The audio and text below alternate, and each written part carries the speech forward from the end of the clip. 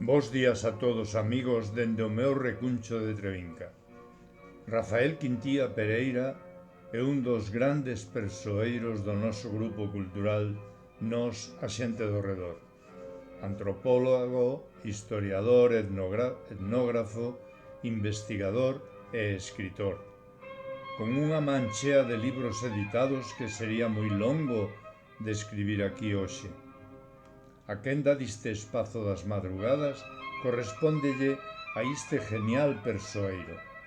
Quero poñer voz aos primeiros parágrafos do traballo que Rafael regálanos no número 20 da nosa revista, que leva por título A historia da descuberta dos trubincos.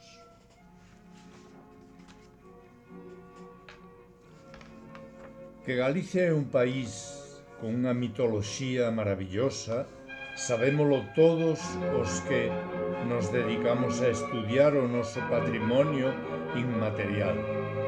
A súa riqueza é tal que non só temos infinidade de variacións locais de cada mito e de cada lenda, senón que ata temos seres mitológicos propios dun lugar concreto ou dunha parroquia determinada. Este é o caso dos trubincos, así que neste artigo imos contar a historia de como descubrín a existencia dos trubincos e como cos anos me foron chegando máis datos sobre eles ata o colofón final, con xiro de guión fascinante que pecha o círculo desta investigación na procura deses peculiares seres invernais da nosa mitoloxía.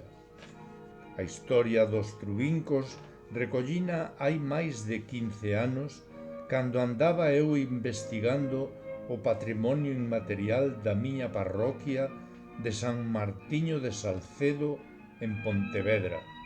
Foi o señor Juan Piñeiro, orixinario do lugar de Cancela, quen ma contou nunha conversa casual. A existencia destes misteriosos seres recollina por primeira vez no meu libro Patrimonio Inmaterial de San Martiño de Salcedo, publicado no 2014 pola Sociedade Antropolóxica Galega. Ao pouco tempo de publicarse o libro, o gran investigador e divulgador da nosa mitoloxía e responsable da web Galicia Encantada, enciclopedia de fantasía popular de Galicia, Antonio Reigosa, publicou no número 11/2015 da súa revista electrónica de investigación Galicia Encantada o meu artigo Os trubincos, facéndose eco deste novo ser mítico galego descoñecido hasta este momento.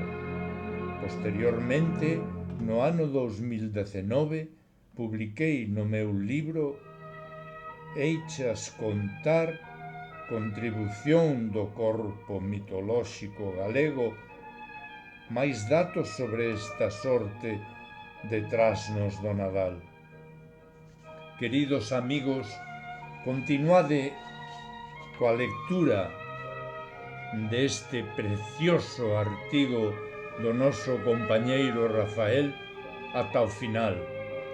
Moitas grazas, Rafael.